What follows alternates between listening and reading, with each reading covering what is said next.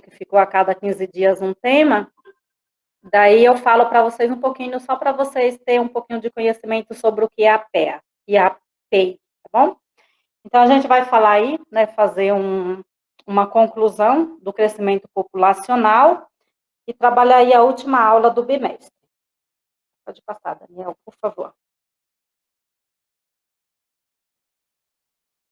As habilidades e competências que nós vamos trabalhar é analisar os diferentes períodos de crescimento da população brasileira, relacionando-os com os diferentes processos históricos correspondentes a esse crescimento, e reconhecer e aplicar os conceitos de crescimento vegetativo, taxa de mortalidade, taxa de natalidade, taxa de mortalidade infantil e taxa de fecundidade. A gente sempre, pode passar, Dani, sempre vai ter aquele conceito de que a gente trabalha essas taxas por permilagem, né, que é a cada 1.000, ou a cada grupo de 1.000 pessoas. O crescimento populacional ou demográfico, né, como a gente já vinha trabalhando aí esses nomes, né, ou esses conceitos nas aulas anteriores, né, e a gente abordando principalmente o crescimento da população brasileira. Em alguns momentos a gente acaba adentrando na população mundial, porque é correspondente. Então a gente vai aí ver, né, que o Brasil é o 5º país mais populoso do mundo, né, ele fica apenas atrás da China, né, que é o país que tem aí mais de 1.300.000.000 de habitantes.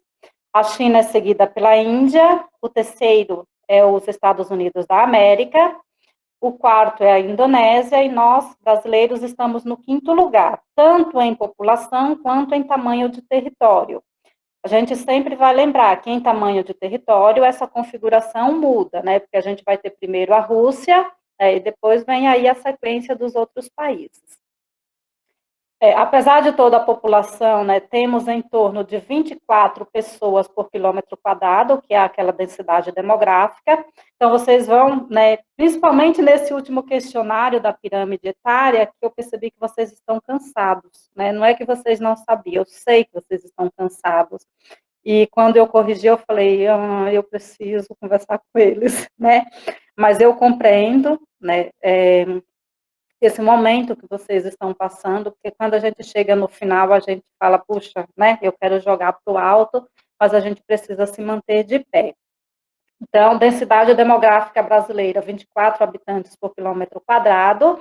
Lembra que o Brasil é um país populoso, mas ele não é povoado, né, porque quando a gente distribui população versus território, dá poucas pessoas por quilômetro quadrado. Historicamente, né, o povoamento brasileiro esteve ligado à expansão marítima europeia, ou então à colonização, né, e ao tráfico, né, de escravos, ou aquelas pessoas que vieram na condição forçada. Entretanto, com a proibição do tráfico negreiro, né, em 1850, a gente vai sempre caracterizar a 1850 como o marco da lei de terras no Brasil, que nós estudamos isso, acho que foi no primeiro bimestre, né? E a partir daí iniciou a escassez de escravos, né, para trabalharem na lavoura. Esse fato deu início a um outro tipo de imigração, né, que foi aquela imigração, principalmente dos povos italianos, que vieram na condição de substituir a mão de obra escrava e proporcionar o branqueamento da população brasileira. Então, quando a gente entra aí no branqueamento, a gente vai entrar na miscigenação, que é aquela aula que a gente estudou sobre, né, a matriz cultural do Brasil, que é o índio, o português e o negro. Em 1930, né, o Brasil deu início a um intenso processo de industrialização, então a gente vai ter aí o marco da Era Vargas, né? E a industrialização proporcionou a urbanização, da qual o Sudeste, né, é a região mais industrializada e mais urbanizada do país. Seguida da região Sudeste, nós vamos ter aí toda a área litorânea do território brasileiro. Por que a região Sudeste? Porque ela esteve envolvida precocemente né, dentro desse processo de industrialização, e por esse motivo, né, indústria gera emprego, emprego atrai pessoas. Pode passar, Dani. Nos anos 50 é a vez do desenvolvimento urbano, né? Porque daí nós tivemos, né, outras caracterizações, não mais aquela industrialização baseada na indústria têxtil de produção, né? Das fábricas de tecidos, das fábricas de tecelagem, e sim voltada para a indústria automobilística. Então, em 1950, nós tivemos a primeira automobilística, ou a primeira metalúrgica para a fabricação de carros no Brasil. E o primeiro carro foi o Fusquinha, né? Quem é adepto aí, né, foi o primeiro carro a ser montado no Brasil. Qual região? Região aqui do Grande ABC. São Caetano, São Bernardo, Diadema, Santo André. Essa região foi a propulsora dessa industrialização, voltada para a metalurgia, né? Cada vez mais pessoas deixavam os campos e vinham trabalhar nas cidades. Na última aula, eu não lembro, mas alguém me perguntou sobre o êxodo rural, então foi aí que começou a grande leva do êxodo rural. Lembra que êxodo rural é a migração do homem do campo para a cidade. As principais, nas cidades, existiam as melhores condições de vida, então é muito atrativo, se a gente for analisar, né? Como a gente quer viver hoje? A gente quer viver da forma mais moderna possível, né? E as cidades proporcionam isso, por isso que ela atrai pessoas. Os países ricos, né, proporcionam mais ainda, por isso que eles atraem pessoas, né? Aí, de novo, a gente volta naquelas aulas que a gente compara países subdesenvolvidos com os países desenvolvidos, e a gente vai ter aí, né, as diferenciações, e a gente até mesmo, se a gente for analisar, né, se eu posso escolher, eu vou escolher o melhor. As novas qualidades urbanas e a revolução no campo da medicina geraram alto crescimento vegetativo, então aí é o desenvolvimento da ciência, né, que vai proporcionando isso, a partir do momento, né, vocês já estudaram nas aulas de história, que foi descoberta a penicilina e as vacinas, né, houve, assim, uma grande transformação, e isso é um marco na história da humanidade. Se fosse hoje, né, se a gente for analisar, com essa pandemia mundial, se nós não tivéssemos ciência, né, o quanto, né, de pessoas teriam morrido. Ia ser praticamente aquela situação da gripe espanhola, né, porque naquela época não tinha o desenvolvimento da ciência. Hoje nós temos, por isso que a gente, né, acaba passando por um outro processo dentro de um mesmo contexto histórico, porque a gripe espanhola foi uma epidemia, né, foi um marco na história mundial. Só que nós não tínhamos a evolução naquela época, nós não tínhamos a ciência, nós não tínhamos, né, a tecnologia.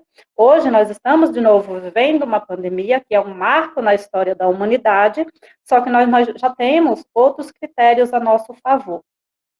E isso proporciona o quê, né? Qualidade de vida, qualidade nas taxas e até mesmo modificações, tanto de mortalidade, quanto de natalidade, quanto de recuperação, vamos dizer assim, e outros mais. É importante lembrar que na década de 60, temos o advento da pílula anticoncepcional, então foi também aí um grande marco, né, porque a partir daí as mulheres passaram, né, a administrar ou a ter, né, ciência de um planejamento familiar, e a vida urbana, né, ela teve acesso a essa escolha, porque até então não chegou ao rural, né? E além do mais, nós sabemos o quanto o Brasil é um país, eu não gosto de usar o termo machista, né, porque eu acho que entra assim num contexto geral, mas a gente sabe que a cultura do homem do campo é totalmente diferente ainda para o homem da cidade. Às vezes a gente vê nos filmes, nos programas de TV, nas propagandas, o homem do campo é tipo aquele homem, tipo, como é que a gente pode dizer? É tipo o homem bruto, o homem que não tem, assim, o conhecimento, que ainda vive, né, de forma atrasada. É porque a cultura dele é diferente, se a gente for analisar. Eu não posso cobrar dos meus pais o mesmo conhecimento que eu tenho e a mesma evolução mental. Da mesma forma que se eu for analisar os meus avós, eles são totalmente diferentes da minha mãe ou dos meus pais, e assim sucessivamente. Só que nós vamos olhar os nossos filhos, né, daqui a 20, 30 anos, eles vão olhar para nós e dizer, minha mãe precisa aprender tanta coisa ainda, né, porque o mundo evolui, as mentes evoluem, as pessoas evoluem, e isso é normal, né. É importante lembrar que na década de 60, né, nós tivemos aí não só o advento da pílula, como também a migração das pessoas do campo para a cidade. Se eu estou no campo, vivendo aqui há 10, 15, 20 anos, eu vou ter uma cultura e muito mais acesso à informação do que as pessoas que vivem, né, lá nos grandes, né, nas grandes margens do Amazonas, né? Então, um ribeirinho é totalmente diferente de uma pessoa urbana. E não é porque ele está errado, é porque a cultura dele é diferente. E a gente precisa, às vezes, né, respeitar isso. Eu sou uma pessoa urbana, eu não vou, né, olhar um ribeirinho e dizer, ele também, né, é um ser do século XXI. Às vezes a gente usa muito essa expressão e a gente não respeita a individualidade do outro. Né? Esses fatores levaram à diminuição da taxa de natalidade no país. Pode passar. Né? Podemos notar que a dinâmica demográfica no Brasil incidiu por transformações durante as últimas décadas. Observamos o decaimento da taxa de crescimento da população entre as décadas antecedentes à década de 70. Conferimos esse decaimento com uma redução acelerada da taxa de fecundidade. Lembram do que é a taxa de fecundidade ainda? Números de filhos por mulheres, né? Número de filhos por mulher, né? Fenômeno esse notado em todas as regiões brasileiras, urbanas e rurais, né? Mesmo no campo, as mulheres não têm mais, né, 6 filhos, como tinham antigamente, 10 filhos e assim sucessivamente. Às vezes eu fico, né, pensando e eu falo, o povo dizia que antes não tinha televisão, né? Só que quando a gente passa a estudar o contexto, não é porque não tinha televisão ou deixava de ter. É porque eles tinham acesso a uma outra cultura e viviam um outro panorama. Até porque se vocês forem estudar, eu acho que o professor de história geralmente fala isso, né? Era muito comum nas zonas rurais as pessoas terem muitos filhos, e quando nascia um filho homem, era uma alegria imensa, né? Por que era uma alegria imensa? Porque o homem contribuía para o trabalho no campo, contribuía para a lavoura. Uma casa que só tinha filha mulher, a mulher não ia produzir tanto quanto o homem, né? Então, era comum, e não era machismo, não era menos ou mais avançado, é que naquela época era dessa forma. Conferimos, deixa eu ver, né? A direção da população brasileira na primeira metade deste século, tanto pelo seu calibre quanto pela sua estrutura etária, já está delineada.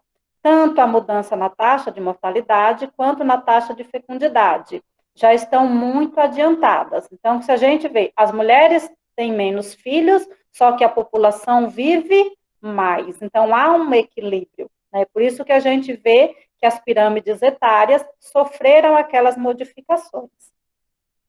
Pode passar, Dani, por favor.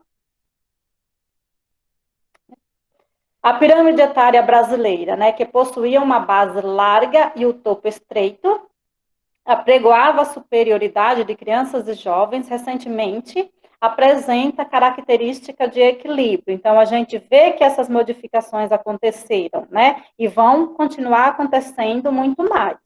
Ou seja, enquanto a população idosa, né, 65 ou mais anos de idade, acrescentará as taxas elevadas de 2 a 4% ao ano, a população jovem irá diminuir. Então, a gente vai ver que a modificação ela vai acontecendo de forma lenta, mas gradativa.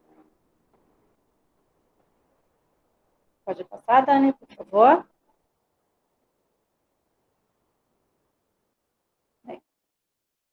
Conforme projeções... Oi, tudo bem, Patrick? Aí vai ser até chegar aquela estabilização e depois o envelhecimento, né? Que vai, o número de idosos aumenta. Isso, né? Eu só ia entrar com vocês porque eu estava assistindo uma matéria essa semana, né? Eu vou fugir um pouco da aula, mas dentro da aula. Eu lembro que vocês falaram bastante da Europa, né, e vocês trouxeram, né, que lá eles até têm países que pagam uma taxa para as famílias que querem ter filhos, né? Aí eu estava assistindo uma matéria e eu lembrei de vocês, né? Tem uma cidade lá na Itália que eles estão vendendo casas por $1, $6. Vocês já viram isso? Eu vi essa reportagem aí, Você passou viu? no Caramba, eu não vi isso daí, não. Verdade, né? É porque a região é uma região não muito atrativa e as pessoas migraram totalmente para outras cidades. Então, para que essa cidade tipo, não desapareça, não vire um deserto, eles estão incentivando pessoas a ir morar nessa cidade. Aí o que o governo, né, está fazendo? Ele está vendendo as casas que estão lá abandonadas por um valor irrisório e ele ainda paga uma taxa para, né, não é que ele vai pagar uma taxa, mas ele financia essa taxa de uma forma assim muito propulsora para que as pessoas façam a reforma das casas, né? Você viu isso, Lídia? E Eu assim, vi, na professora. região da Toscana, se eu não me engano. É. Mas assim, é um lugar maravilhoso de se morar. Só que assim, não tem mais atrativo. E assim, imagina um lugar que todo mundo vai embora, vira praticamente um lugar abandonado, e fica lá aquelas casas, né, mais deserta. Então, assim, todo mundo vai embora e não tem atrativo, não tem alegria naquele lugar. Então, ele está vendendo essas casas por um valor muito baixo e ainda financia a reforma, como se fosse pagar uma taxa para atrair pessoas a morar naquele lugar. E quando a gente analisa a situação do Brasil, em algumas coisas o Brasil também está caminhando para isso. É lógico que não nas áreas urbanas, mas tem lugares no interior que já são desertos, porque ninguém quer mais morar. Né? Então, vai ser muito comum daqui a uns anos a gente andar quilômetros, quilômetros e quilômetros e não encontrar ninguém no interior. Ou, assim, para poder encontrar uma casa, você tem que andar muito, né? E às vezes a gente vai vendo a evolução do mundo, né? Como isso acontece. É lógico que na Europa está acontecendo agora, mas será que no Brasil não vai acontecer daqui a 30, 40, 50 anos para frente? Ô, professora, mas no hospital, mercado próximo, né, dessas casas, fica ruim, não fica?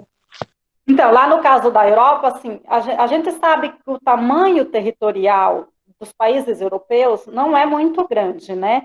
Cabe dentro de qualquer estado aqui do Brasil. Mas, assim, se for aqui no Brasil, tem que só vai de carro. Você vai andar, tipo, 100 quilômetros para poder encontrar um hospital. Professora, Oi. eu vi um desses casos que aconteceu também na Itália. Tava num lugar bem urbano, assim, e um prefeito de lá tava vendendo as casas por €1. É, €1 e ele tava incentivando a reforma. Aí teve muito até brasileiros, teve de vários países que compraram casas lá. sim, eu vi. É lógico assim, as casas estão bem deterioradas, né? Mas assim, ele financia o dinheiro para que você faça a reforma, gente. Mas, E assim, professora, nada que uma reforma não resolva, né? sim, e ele ainda financia. Então você vai financiar por um banco que vai te dar 1.001 oportunidades, né? É É, lógico mas que não também é é porque lá qualquer é um um. país, já é mais um país mais idoso, né? Mais velho, não tem tanta gente Sim, nova. e é Por para isso que eles estão fazendo isso. resgatar mesmo pessoas para morar naquela região. Então é fantástico, gente, né? Quando a gente começa a analisar isso, né? E a gente traz assim para nossa realidade mesmo. Mas eu achei bem bacana a reportagem, né? Eu só comentei o que eu lembrei de vocês e assim não é nada muito distante, né? Da gente ver e analisar. Não é qualquer um que vai ir, né? Para a pessoa ir, você sabe que tem custos e tem que ter, pelo menos, a condição de entrar no país e permanecer. Geralmente, eles preferem mais quem é descendente, né? Então, quem tem descendência italiana consegue muito fácil, isso é fato, né? Então, a gente sabe, né? Conforme as projeções da ONU, né, de 3,1% em 1960, a população idosa brasileira passará a 19% até 2050. Então, veja aí a proporção de aumento, né, e quanto o número de idosos vai aumentar cada dia mais. Aí a gente entra naquela história que a gente já estudou. Antigamente, uma mulher de 50 anos era aquela vovozinha que fazia o coque no cabelo, usava só saia longa e vestido. A mulher de 50, 60 anos hoje, ela vai para academia, ela põe botox, ela põe peito, silicone, tira de um canto, põe no outro, e É assim, bom, né? né? É, pior que é verdade, Vai né, chamar professora? As ela velhinhas de tá querendo tia, tudo ser ela as fala meninas de tia obra sua hoje em avó, dia. né? Várias, elas tia sua avó, né? Elas têm respostas até mesmo altas, né? Que eu falo, nossa senhora, né? Elas têm que assumir que já são realmente tia e senhora. Tal qual se demonstra nas nações envelhecidas, a trajetória etária brasileira gera desafios. Se não solucionados, levarão o país a enfrentar dificuldades nas próximas décadas. Aí a gente entra naquelas questões previdenciárias, né? Porque imagina um país onde todo mundo é aposentado. Quem vai trabalhar para sustentar a economia do país, né? Professora, deixa eu te perguntar, o Brasil ainda é um país jovem, né? Sim, né? Mas a gente está caminhando para ser um país maduro. Ah, A gente entendi, vai estar em então. 2050, né? Quando vai chegar a nossa transição demográfica. Ainda tem chão, né? Bem, 2050, 2060. Mas visto, minha filha, aqui, ó, era janeiro, nós já estamos falando de Natal, então É o tempo verdade. está passando muito rápido. Professora, Foi. mas tem todo um planejamento, né, para Sim, sim. Né? É que assim, o planejamento, eles têm que pensar agora, já visando, eles estão visando 2060, né? Então, não é que nada vai acontecer agora, é que o planejamento é para médio e longo prazo, vamos dizer assim. O problema do déficit previdenciário está concorrendo com o papel importante representado pelas aposentadorias, que é isso que nós estamos falando, na renda dos idosos, que muitas vezes são assim, arrimos de família. Todavia, isso é um problema, já que o Estado demonstra encontrar dificuldades para honrar compromissos previdenciários. Fatores foram a industrialização e a construção de Brasília na região centro-oeste a partir da década de 60.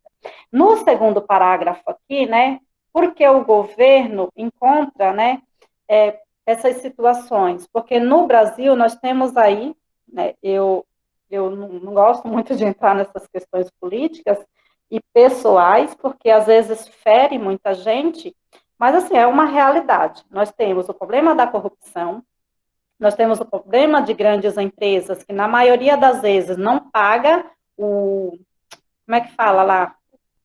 O que você trabalha e recebe, quem é profissional do privado, Salário? Auxílio? é o salário que você vai pagando a aposentadoria, que vem descontado no salário. Nós, servidores públicos, nosso já vem descontado direto do governo.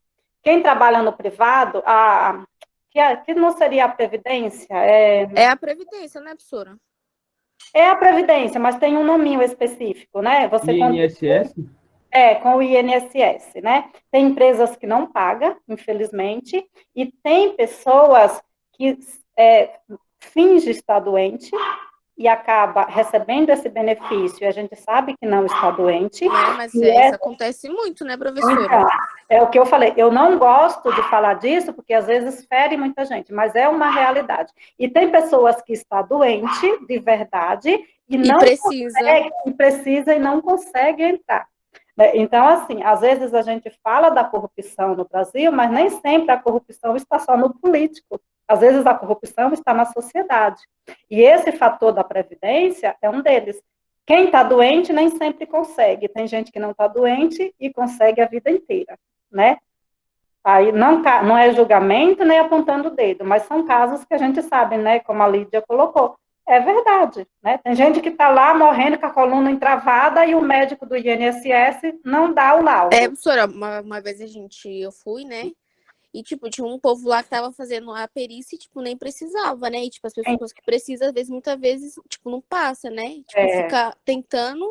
E não passa. Ou então tá doente, demora 3, 4 meses para poder receber o benefício. Ou, tipo, até um ano, né? Aí fica lá no processo. Uhum. É pessoas que às vezes precisa e vai pedir uma ajuda e assim, de tanto a gente levar calote, você acaba não dando, porque tem tanta gente safada que vive pedindo esmola e na verdade não tem nada no pé, né? É verdade. E não conhece esses casos. Mas, né, faz parte que a gente possa, né, fazer a seleção correta. Pode passar, Dani, por favor. As desigualdades sociais por região no Brasil, né? Vale lembrar que a população brasileira concentra-se na região sudeste, com 80.364.410 habitantes, enquanto o Nordeste, né, abrange 53 mil, e o Sul, cerca de 27 milhões. A região Centro-Oeste e a região Norte, a gente sabe que a população é bem menor.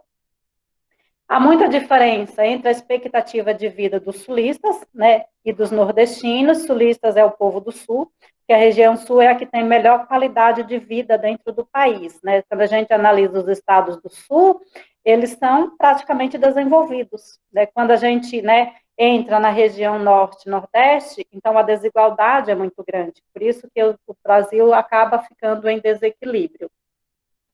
A capital menos populosa do Brasil é Palmas, no estado do Tocantins, com uma população de 228 mil. A cidade mais populosa é São Paulo. A harmonia entre os sexos, né, é 48,92 homens, 51,8 de mulheres, né? 160,8 milhões de habitantes habitam nas zonas urbanas, enquanto 29,8 vivem na zona rural. Esses 160 milhões dá 85% da população, tá? A taxa de natalidade e mortalidade são dados estatísticos, segundo o número de nascidos e o número de mortes. Por isso, eles determinam o crescimento demográfico da população. Sendo assim, a taxa de natalidade indica o número de nascimentos a cada 1.000 por ano, enquanto a taxa de mortalidade corresponde ao número de óbitos, também a cada 1.000 por ano, e a diferença entre um e outro é o crescimento vegetativo. Lembram dele? Para explicar melhor esses conceitos, podemos pensar numa cidade de 1.000 habitantes. Eu acho que vocês já fizeram até um exercício sobre isso, tá? Eu só estou fazendo uma recapitulação. Onde o nascimento de bebês durante um ano foi 30 crianças, o que significa que a taxa de natalidade daquele ano foi 30% da mesma maneira. Se o número de mortes na mesma cidade durante o ano foi de 10 pessoas, a taxa de mortalidade será de 10%. Pode passar, Dani? Então, taxa de natalidade, taxa de mortalidade e crescimento vegetativo.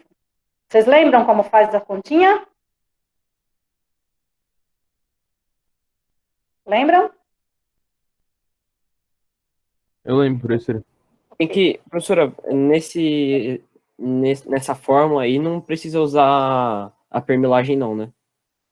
É por permilagem. É Sempre por a cada permilagem? número de 1.000. Sempre a cada número de 1.000. Então, ó, se eu tenho 1.000 nascimentos, né, 1.000 mortes, então eu vou tirar, né, o crescimento vegetativo, se é positivo ou se é negativo. Se for positivo, quer dizer que esse país está bem, né? Se for negativo, quer dizer que a população tende a diminuir a cada vez mais, que é o que acontece na Europa. Entendeu?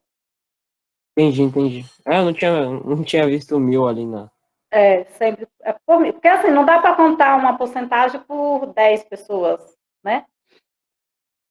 Já fazem por 1.000 direto. Isso. Pode passar, Dani, por favor?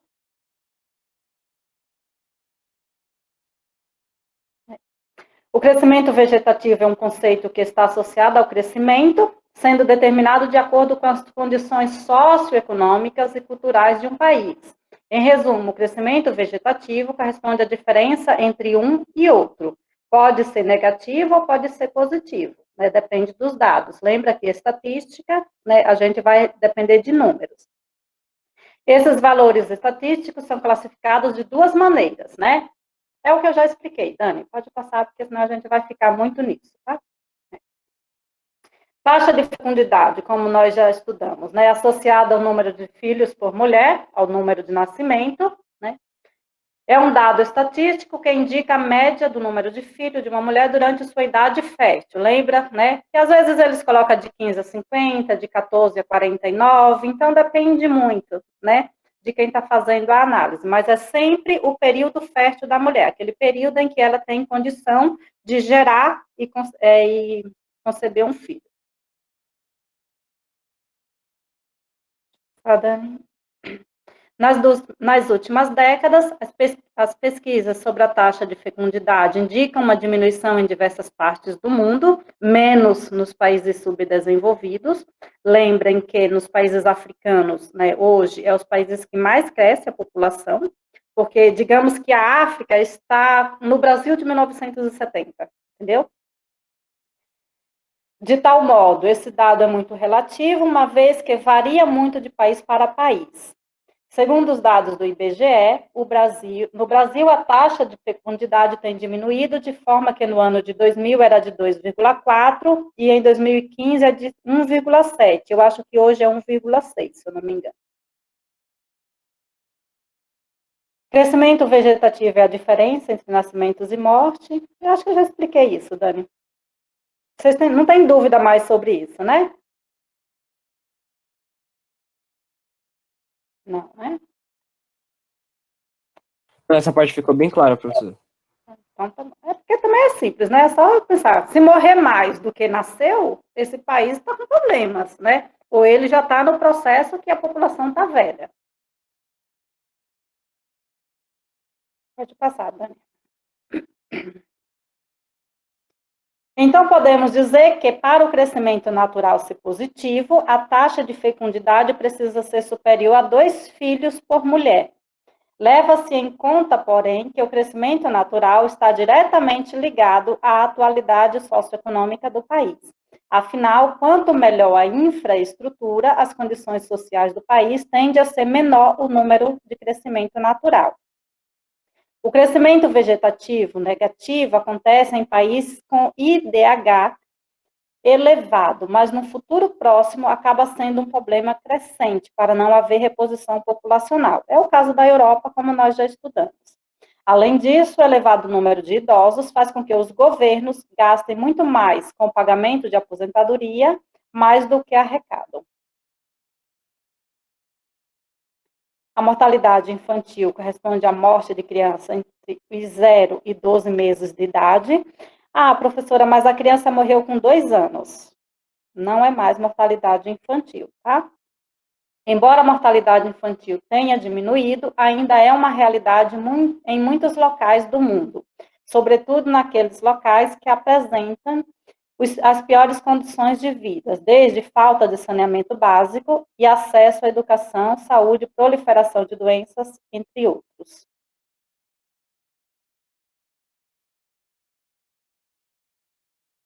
A expectativa de vida, também chamada de esperança de vida, geralmente a gente fala muito em qualidade de vida, corresponde ao número de anos atingido por uma população num determinado espaço de tempo. Com o passar dos anos, esses dados, felizmente, têm aumentado em diversas partes do mundo. Atualmente, no Brasil, a esperança de vida é de 75 anos. Lembra que para os homens, né, eles consideram de 73 a 74, alguma coisa, e para as mulheres é 66,6,7. Né? Eu já expliquei para vocês que as mulheres, em média, vivem mais do que os homens, né? As taxas de natalidade e mortalidade brasileira. Durante as décadas, né, as últimas décadas, o Brasil tem apresentado grande redução na taxa de natalidade e de mortalidade. Isso indica que houve melhora nas condições de vida da população, desde melhorias na alimentação, avanço da medicina, acesso à educação e saúde, dentre outros fatores. Segundo pesquisas do IBGE, a taxa bruta de natalidade no Brasil por 1.000 habitantes era de 20,86 no ano de 2000, e em 2015 passou para 14,16. Já a taxa de mortalidade era de 6,67 e em 2015 caiu 1 ponto. E a gente sabe que vem caindo cada vez mais. Pode passar, Dani, por favor? O Brasil ficou na 79ª posição no ranking de Índice de Desenvolvimento Humano divulgado pelo Programa das Nações Unidas para o Desenvolvimento, que é a PUND, nesta segunda-feira, que tem a data lá. Medido anualmente, o IDH vai de 0 a 1, quanto maior, mais desenvolvido é o país, e tem como base indicadores de saúde, educação e renda. Né? O renda, a gente fala o PIB, né? O renda per capita. Neste ano, o Brasil alcançou o IDH de 7,61. Então, vejam que varia de 0 a 1, o Brasil alcançou 7,61. Então, o IDH do Brasil é bom. Né? A gente fala, o Brasil é esse lixo. Não, a gente tem que analisar os dados, né? O IDH do Brasil é bom, o PIB do Brasil é um dos melhores do mundo, a expectativa de vida do Brasil é uma das melhores do mundo, só que quando a gente entra no índice educação, esse ano o Brasil eu acho que avançou um ponto, né? Mas no ano de 2018 o Brasil estava bem ruim, ele tinha ficado até atrás da Venezuela. Na classificação da ONU, o Brasil segue no grupo dos que têm alto desenvolvimento humano. A escala classifica os países analisados com IDH muito alto, alto, médio e baixo. Então, o Brasil é bom. A PUND revisa os índices a cada nova edição do relatório. No relatório atual, a posição do Brasil no ranking foi alterada de 79 para 78. Então, a gente melhorou aí um ponto. Acho que passamos a Venezuela, graças a Deus. Os dados do relatório publicado agora são de 2018. Dados deste ano serão divulgados na edição de 2020 do levantamento. Então, a gente vai esperar aí ver se a gente subiu mais alguns pontinhos. Mas eu já sei que em educação a gente subiu, viu? Então, pode comemorar aí, porque o IDEB desse ano não foi ruim dentro do país, não. É visto pela escola, né? Vocês sabem que o índice da escola ficou muito bom, graças a Deus. Então, vale a pena aí o esforço e o esgotamento de vocês. Entre os países da América do Sul, Brasil e a Colômbia apareceram empatados na quarta posição. O primeiro lugar fica com o Chile, né? Na segunda colocação nós temos a Argentina, o Uruguai, né? Também está na nossa frente. Só que, de novo, a gente entra naquele critério. Se a gente comparar Chile com o Brasil, não dá para fazer o mesmo parâmetro com nenhum país da América do Sul. Lembrem que lá no primeiro bimestre a gente estudou território e a gente sabe que o Brasil é metade de toda a América Latina. Lembram disso? Então, como eu vou comparar um país que é 50% de todo o território com uma região muito pequena? Né? Se a gente tivesse que analisar só os 3 países do sul do Brasil, que é praticamente um do país dele, a gente estaria numa posição de país de primeiro mundo. Só que quando a gente analisa o tamanho territorial do Brasil e a gente pega as outras regiões, a gente entra em critérios diferentes, né? Dá para dizer, Brasil e Chile é a mesma coisa? Não. O território é diferente. O Brasil tem 5 grandes regiões. Então, eu não tenho como analisar 5 grandes regiões com um país que é minúsculo, né?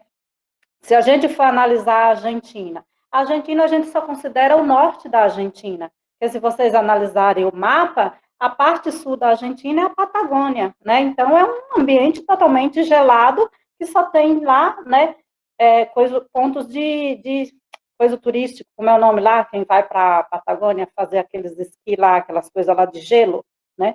Então, dá para analisar uma área dessa, que só vai quem vai fazer turismo, né, voltado para aqueles esportes lá de gelo, que tem um nome, vocês sabem qual é, né? Com a região nordeste do Brasil, não dá, né, se a gente for analisar. Então, são dados que a gente traz, mas, né, não dá para dizer a mesma coisa ou o Brasil está pior. Claro que não. Porque quando a gente pega o PIB brasileiro, dá 10 vezes o PIB deles. Os dados do relatório publicado, né, são de 2018. Eu já falei isso? Já, né? Então pode passar, Dani.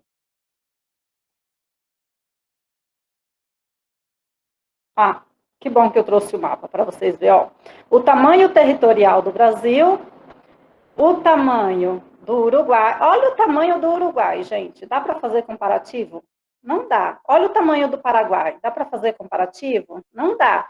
Né? Quando a gente pega a Argentina, se a gente pega aqui o sul da Argentina, é os polos, né? São lugares gelados. Então, não dá para analisar da mesma forma. Né? Tipo assim, desumano fazer esse comparativo. Né? Digamos assim, São Caetano do Sul é o município mais desenvolvido de São Paulo. Mas quando a gente pega o tamanho de São Caetano do Sul, dá para comparar com São Paulo? Né? Lógico que não, porque se pegar São Caetano e colocar dentro da cidade de Tiradentes, a cidade de Tiradentes é muito maior e tem muito mais habitantes. Então, assim, quando a gente for distribuir a renda e a administração desse lugar, não dá para fazer um comparativo. Entenderam? Sim, professora.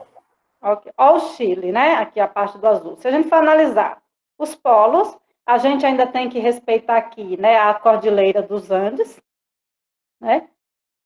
Que ninguém vai morar nas montanhas. Então, a gente vai pegar a parte leste do Chile, que é a região que é habitada. Ponto. Né? Pode passar, Dani, por favor.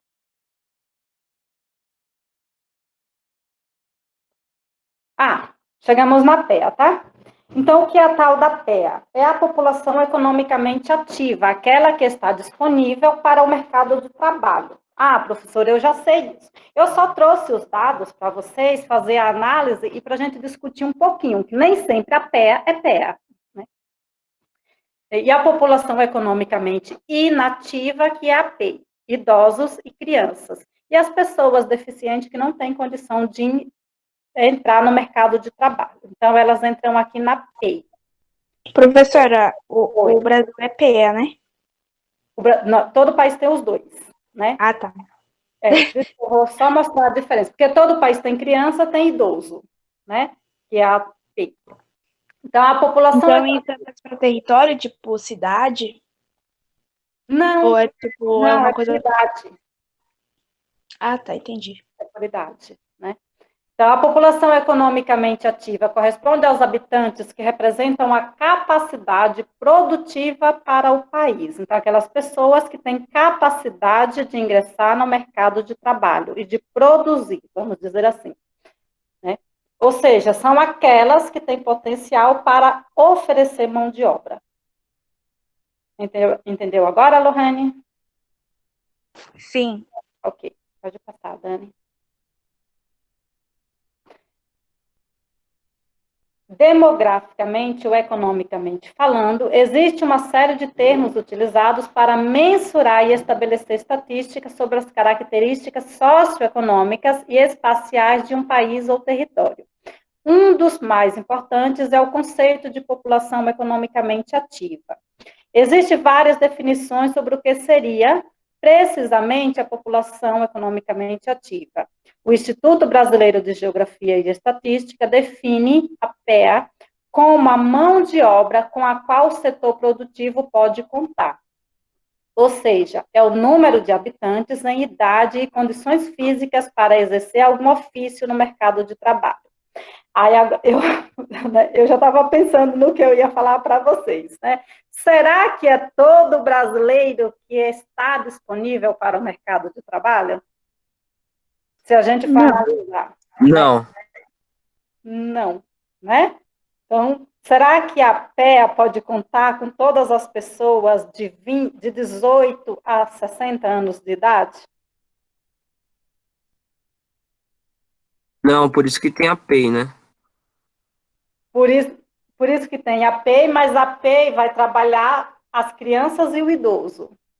Né? Se a gente pegar dentro da população de 18, né, que é quando você está com a maioridade, de 18 a 60 anos, né, será que todos estão disponíveis para o mercado de trabalho?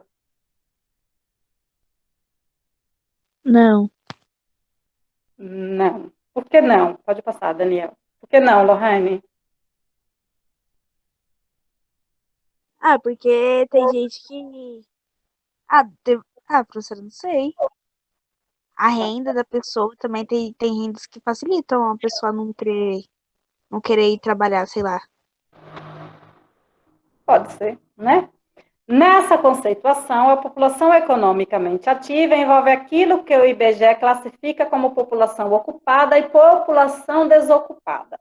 Né? A população desocupada seria os desempregados. Né? Então, mesmo que a pessoa esteja desempregado, ela está dentro da PEI, porque ela tem condições de ingressar no mercado de trabalho, ela tem condições de produzir. Vocês entenderam agora?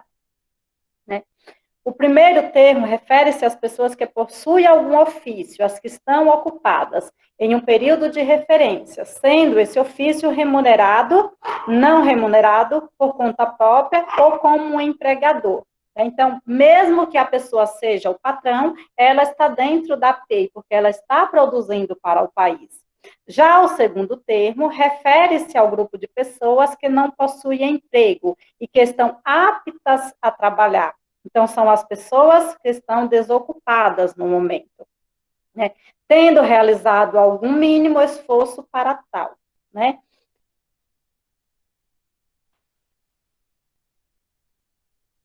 Observe o gráfico, né? Aí eu trouxe para vocês para a gente discutir.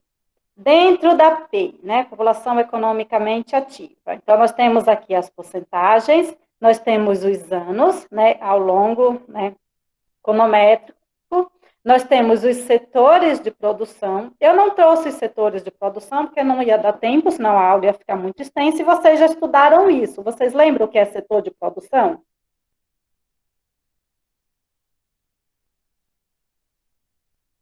Vocês lembram quais são os setores de produção, gente? Eu não lembro, não, professora.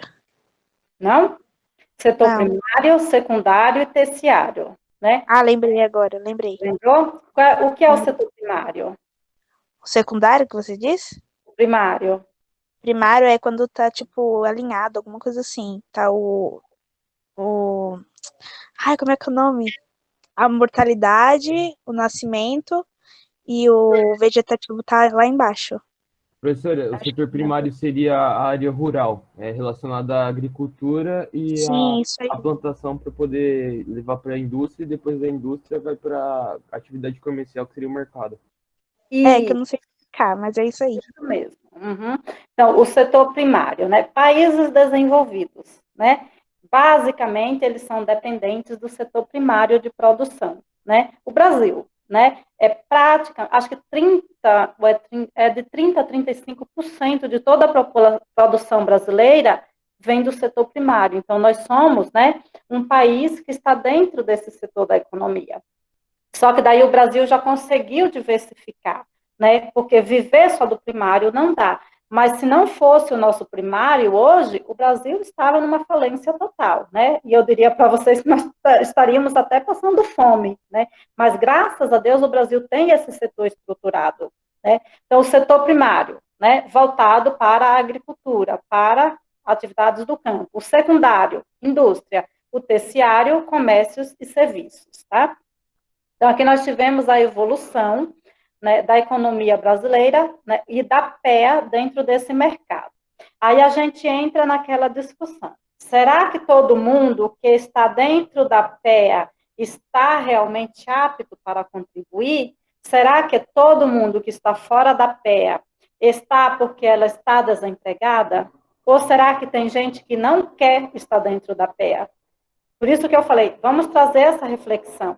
Será que a pessoa desocupada, ela quer estar ocupada no momento? Nos próximos gráficos vocês me respondem. Pode passar, Daniel. Então, ativos e inativos. População economicamente ativa. Então, nós temos as porcentagens. Pessoas não economicamente ativas. Homens economicamente ativos. Mulheres economicamente ativas. Aí, o povo vai dizer, mas há uma desigualdade entre homens e mulheres, né? Será? Será que sempre os dados vão me mostrar o que é real ou os dados vão me trazer estatística?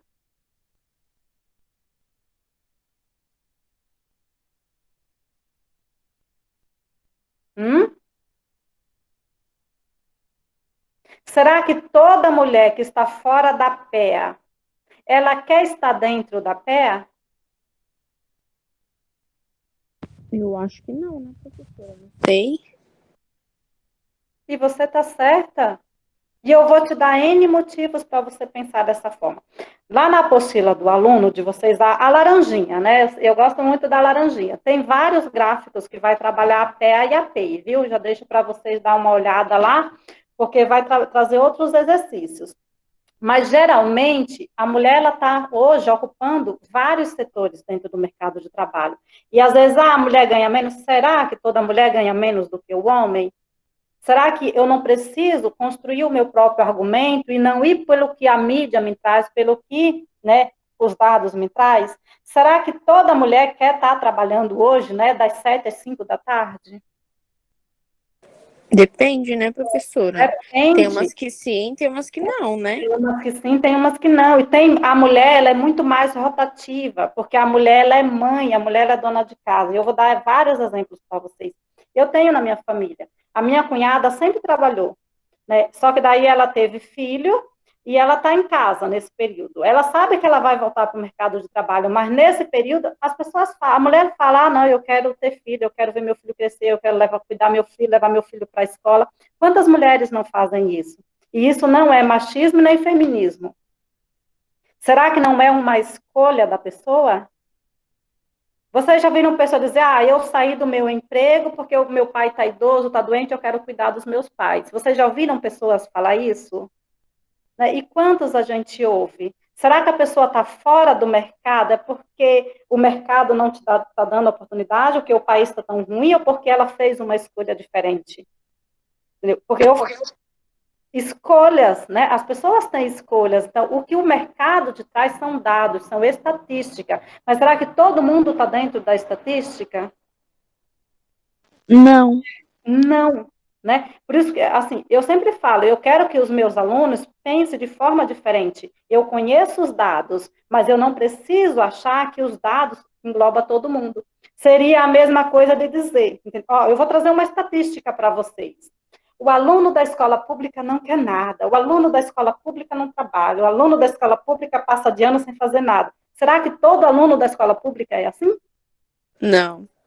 Está vendo o que é estatística? Mas o que vocês ouvem de aluno de escola pública? Eu não estou falando nem do DAPEI, não estou falando de vocês, eu estou falando de outras escolas normais. Será que todos os alunos das escolas são tudo aluno que não quer nada? Ah, aqueles alunos. Ah, outra coisa, né? Ah, esse jovem de hoje não quer nada da vida. Esse jovem de hoje não quer não sei o quê. Será que é todo jovem que pensa assim? Não, né? Cada um Então, pensa de uma maneira diferente, mas todo mundo fala que, tipo, é os jovens. é o jovem, né? Esse jovem de hoje em dia não respeita ninguém. É estatística, gente. E tudo que é estatística, para. Eles fazem uma análise de um todo, só que todo mundo está junto. Generaliza. Estatística é uma generalização, porque são dados dados brutos. Ele não analisou, tipo, a pessoa, Daniel. Ele analisou um conjunto. É isso que eu quero que vocês entendam. Sempre que for a estatística, ponto. Será que é toda mulher que ganha menos do que o homem? Será que é toda mulher que sofre, né, com o machismo? Será que é toda mulher que sofre com isso? Será que é todo negro que não tem acesso a ter uma condição de vida melhor? Lembra que a gente já estudou essas aulas sobre, né, etnias? Será que é todo negro, né, que não tem a condição de, por mérito, né, ele conseguir ingressar numa faculdade, ele conseguir um emprego bom, ele sair das estatísticas? Ou será que todo negro está fadado, só conseguir alguma coisa se ele ganhar uma bolsa, só conseguir um emprego se alguém ajudar, porque ele sempre vai ter um emprego mais ruim? Será que é todo negro que não vai ter condição de tirar uma boa nota e ele, por mérito, conseguir alguma coisa? Entenderam? Então, assim, sair da estatística. Eu sempre falo, saiam da estatística. Eu não quero entrar em dados da estatística, porque eu não sou igual a todo mundo. Aí a gente tem que ir naquelas, né, aquelas publicações do Face. Minha mãe falou que o meu nome não é todo mundo. Já ouviram isso?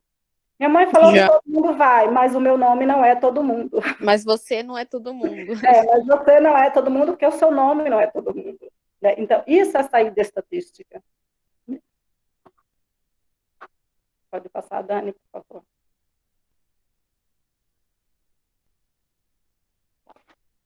Qualidade de emprego, né? Então, população total, população trabalhadora, PNIA, população em idade não ativa, PNEA, população economicamente não ativa. Então, aqui, ó. Se eu sou PIA, população e idade ativa. Se eu sou PEA, população economicamente ativa. Então, eu posso estar dentro da PEA, mas ser uma PIA. A minha cunhada, né? Ela, por opção própria, está desempregada, porque ela, né, eu até falei para ela, tá na hora de você ter outro filhinho, porque seu filho está pedindo um irmãozinho para brincar, né?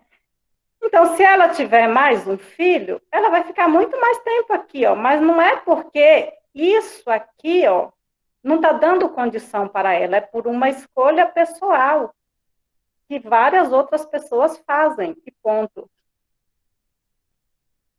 Se eu estou aqui, aí eu posso também estar, mas por uma condição que o mercado de trabalho não está me dando a oportunidade de ingressar. Então, tem várias, né, colocações que eu tenho que observar. Por quê? Para quê? Por onde? Para onde? Sabe aqueles porquê da vida que eu não sei nem como a professora de português coloca lá, né?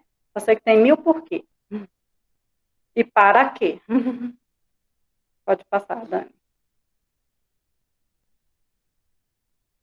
Pode passar, Dani?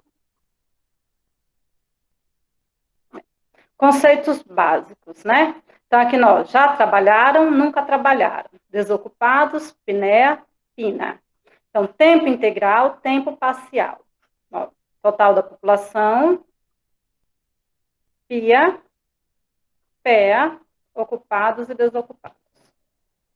Os que já trabalharam e os que nunca trabalharam. Aí vocês veem.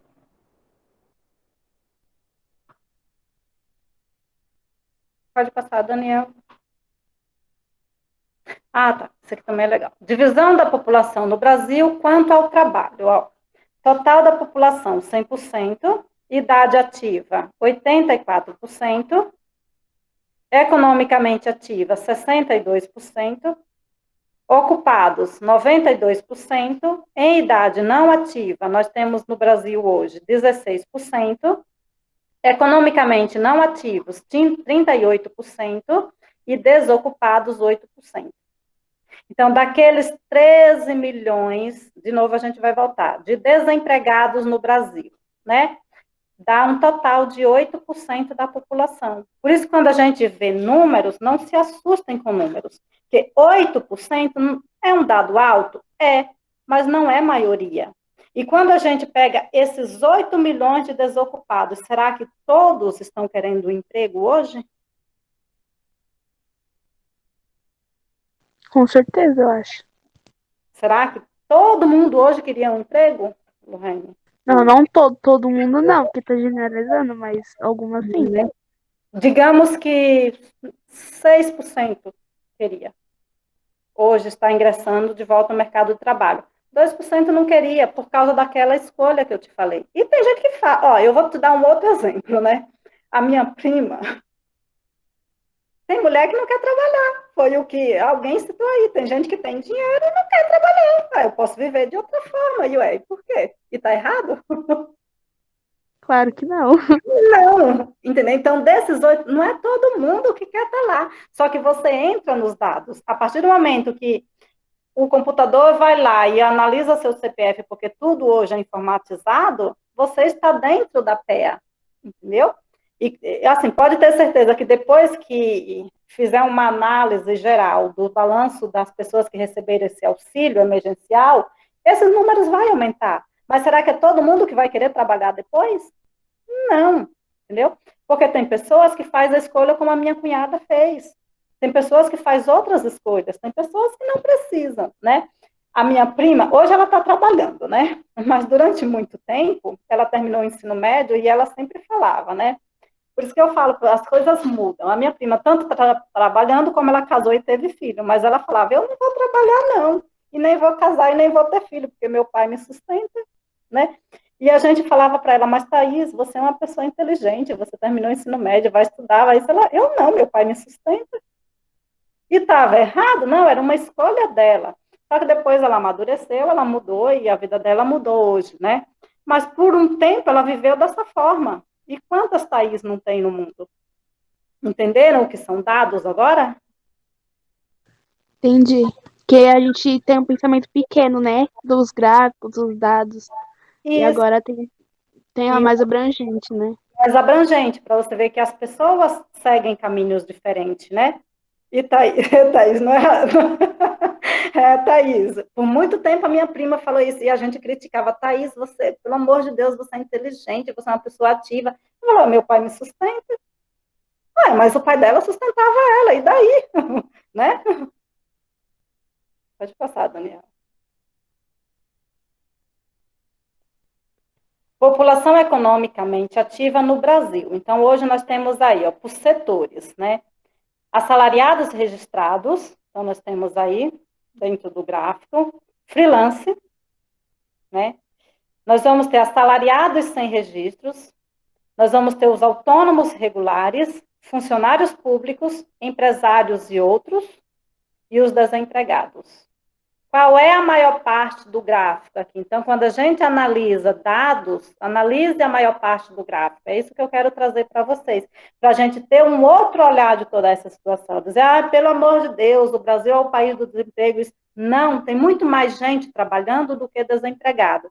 E dentro desses que estão desempregados, tem pessoas que têm escolhas diferentes. É isso que eu quero colocar para vocês. Então, se a gente for analisar aqui o gráfico, divide ele no meio, que desse do meio aqui, metade quer voltar ao mercado de trabalho agora, metade não está pronta para voltar, porque fez escolhas diferentes. Pode passar, Dani. Gente, vão respondendo lá o negocinho do Mente, por favor, para a gente já apresentar, que está no final, tá? Distribuição percentual por nível de instrução e gênero no Brasil. Tá? Isso aqui é sério, gente. Então, são os dados que eu mais gosto de analisar, porque quanto mais anos de estudos, mostra que você ingressa no mercado de trabalho, né, de forma diferente e que a sua renda mensal também é extremamente diferente, tá? Então, sem instrução, fundamental incompleto, fundamental completo, médio incompleto, médio completo, superior incompleto e o tanto de pessoas que estão com nível superior. Só que quando a gente analisa na instrução, renda, a gente vai ver que é totalmente diferente. Ó, sem instrução, fundamental incompleto, fundamental completo, médio incompleto, médio completo, superior e superior completo. Dados do IBGE de 2015. Então, esses dados aqui no Brasil precisa modificar. Né? A gente pode trazer esse daqui para aqui, ou esse daqui para aqui. Pode passar, Dani, por favor. Pode passar, Dani? Né? Ó, aprendizado versus nível socioeconômico. Então, lembra do que estava lá anteriormente, das pessoas que tinham ou não instrução.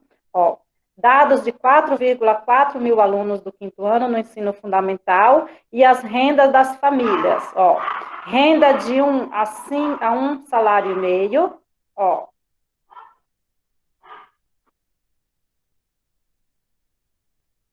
renda de 1 salário e meio a 3 salário mínimo. Por mais que melhorou, ainda está muito mais abaixo. Ó. E a renda de 3 a 7 salário mínimo. Vocês conseguiram compreender isso aqui?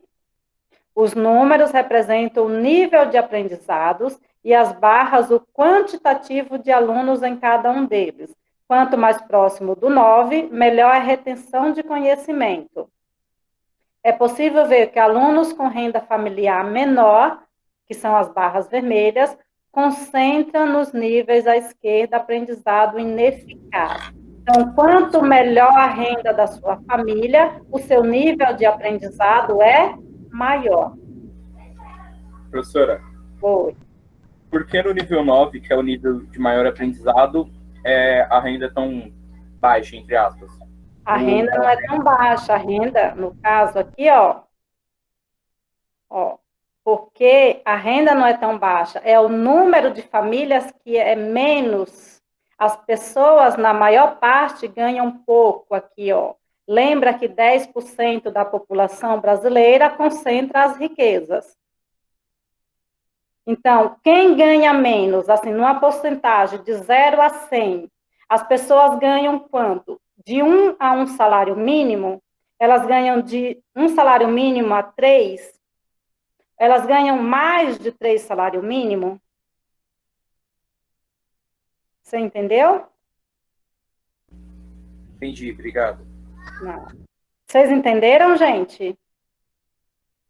Ó, se a minha família, ó, nos vermelhos aqui, ó, se a minha família ganha de 3 a 7 salário mínimo, eu não tenho as barras vermelhas. Entenderam agora? De 1 a 1 salário e meio, olha o tanto de famílias que ganha, só que olha o quanto a criança aprende. Ó. É dado ruim isso aqui, ó. Se a minha família ganha isso, quase 20% das crianças não está aprendendo nada na escola. Se a minha família já ganha um pouquinho mais, de 1,5 a 3 salário mínimo, o aprendizado das crianças já começa a subir, ó. E quando a minha família ganha mais um pouquinho, eu não tenho criança analfabeta aqui. Vocês entenderam?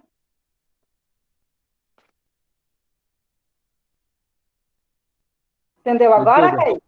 Professora, eu não Não entendi. entendi, não entendi muito bem o gráfico, não, professora. Eu também não. Vamos voltar. Se a minha família ganha um salário mínimo, vejam só, as crianças em vermelho não estão aprendendo nada na escola, são crianças que têm aprendizagem ruim. Entenderam? Beleza, por enquanto sim. No amarelo, digamos que está no médio ali, não está bom, você está no amarelo, está no alerta, certo? É como se fosse um 5, né? Como se fosse um 5. Amarelo não é alerta? Vermelho, para, analisa. Vamos fazer um semáforo, né? No azul, ok, perfeito, vai. No amarelo, alerta. No vermelho, parou. Então, no vermelho, as famílias ganham pouco. O salário da família é um salário mínimo. Essas crianças não estão aprendendo nada. Uma família vive com salário mínimo bem, gente? Vive? Não. Não, essas crianças estão tendo defasagem. Paga as contas só. E mal, né? Aí vem, de 1 salário mínimo a 3 salário mínimo, as crianças estão ali na média, uns 5, né, Priscila? Né? Tá ali, né? Ainda é ruim, mas, né, começou a melhorar.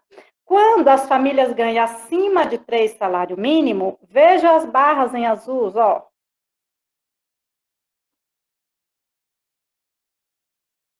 Entendeu? Entendi. Essa barrinha horizontal. Ó. De 0 a 9. Então, vamos lá. A porcentagem e a barra horizontal, de 0 a 9. Ó. Os números apresentam o nível de aprendizado, certo? O quantitativo de alunos em cada um deles.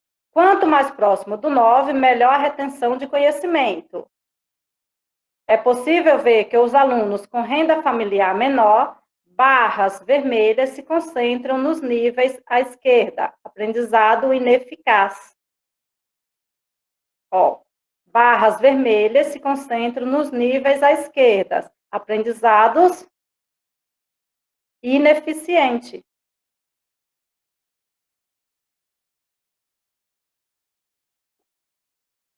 Entendi. Entenderam agora? Agora eu entendi, professora. Beleza. Pode passar, Dani. Então, quanto melhor a minha renda, melhor é o acesso que eu tenho ao conhecimento.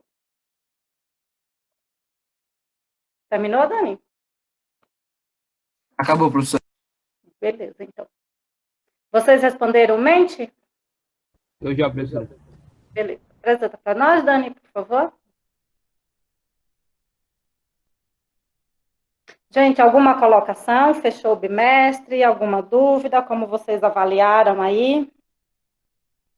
O ruim a gente já sabe. Falem de coisas boas.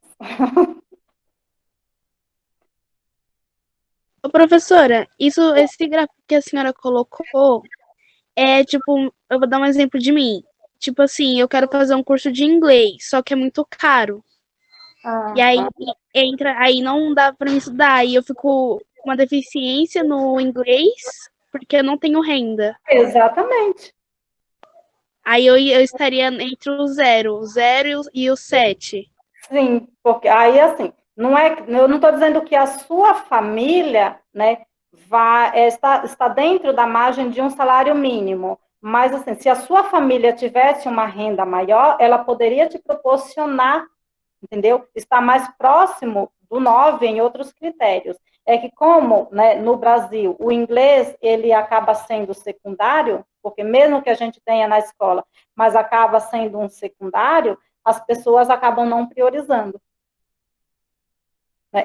Aí, tipo. Pode falar. Entre o sustento da família, as contas de pagar um inglês, vamos priorizar o sustento da família. Não é assim no Brasil? Entendi. E aí o inglês Sim. fica no secundário. Entendi. Então, o que tá de 0 a 9 seria a minha renda, né? Seria a sua renda. E aí que tá os coloridinhos lá, vermelho, amarelo e azul, É, seria o tanto que eu aprendi. Isso. Entendi. Agora eu entendi. Entendeu? Sim. Ok. Chegamos ao final do nosso bimestre. Como você avalia este bimestre? Registre o que você aprendeu, o que chamou sua atenção e o que mais gostou nas aulas. Né? Dá para aumentar o tamanho, Dani? Tipo aquele maisinho que aumenta? Vou tentar aqui, professor. Um zoom. Deixa eu ver o que vocês mais gostaram, o que vocês aprenderam. As pirâmides etária, transição demográfica, demografia. Quem é Edinaldo Pereira? Pirâmide etária.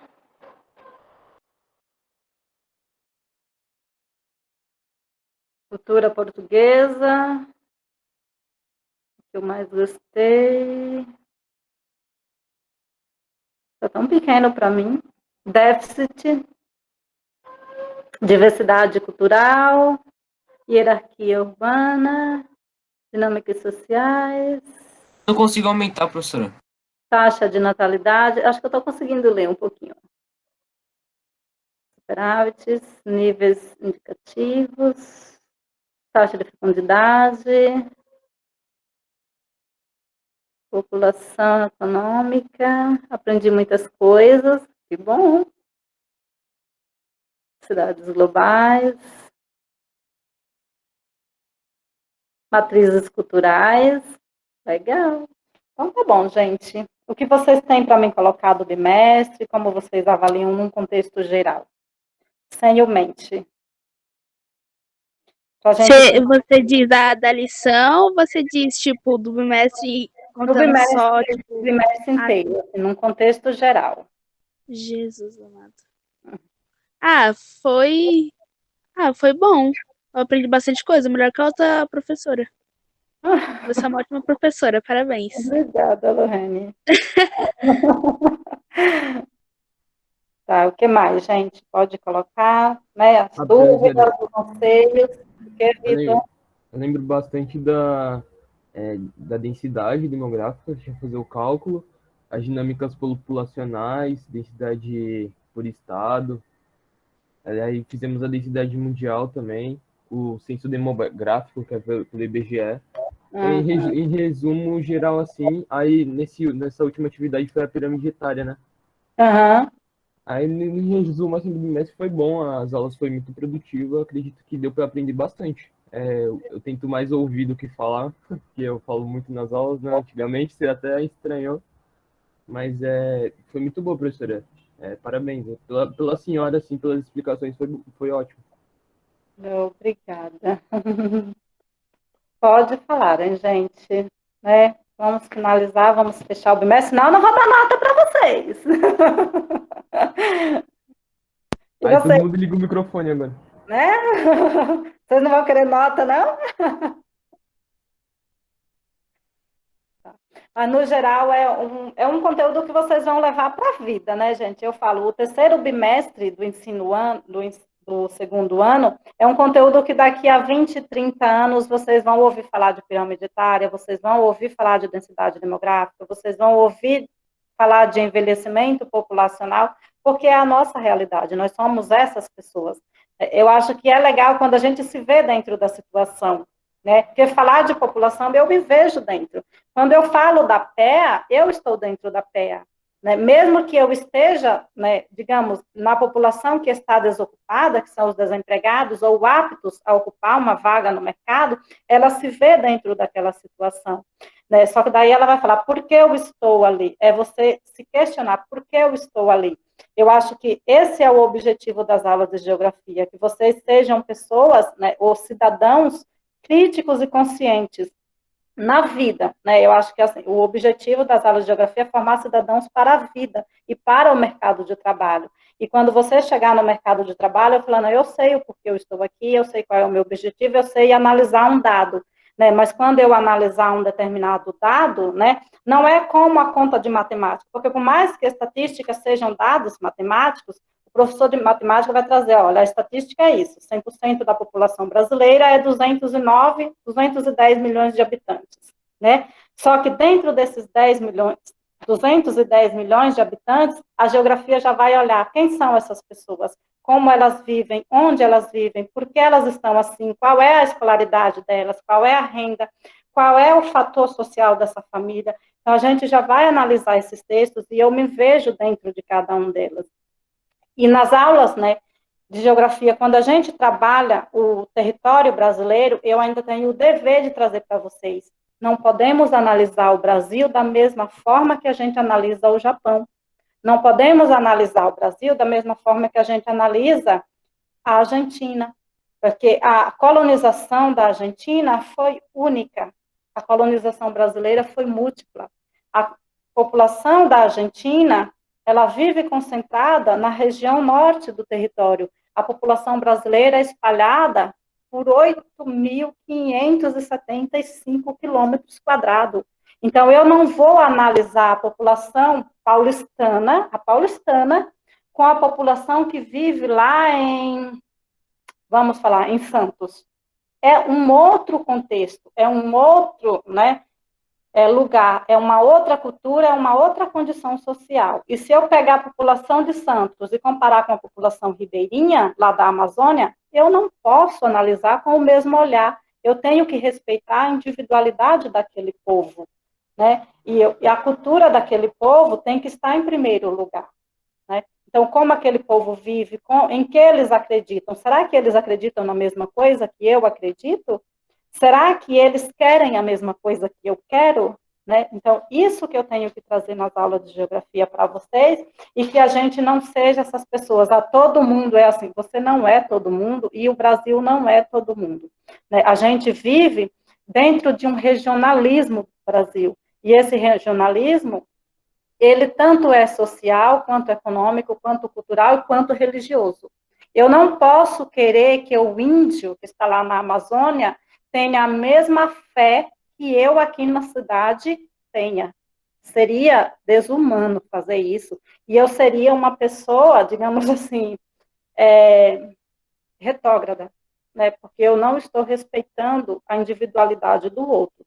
Então, isso que é legal quando a gente trabalha a população, é que a gente pode olhar e que vocês tenham, né, essa visão e esse olhar diferente cada dia mais, né?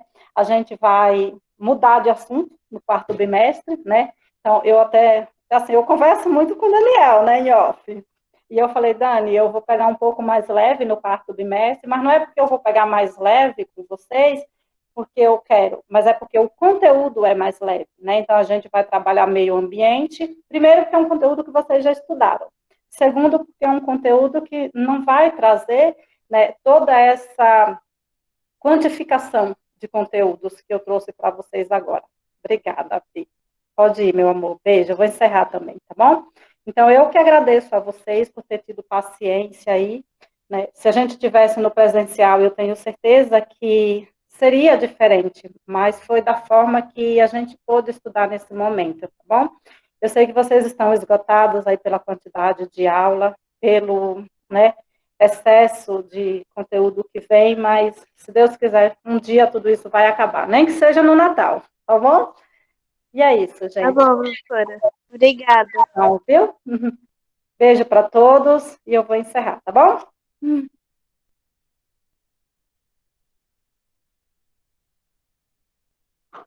Obrigada pela aula, professora. De nada.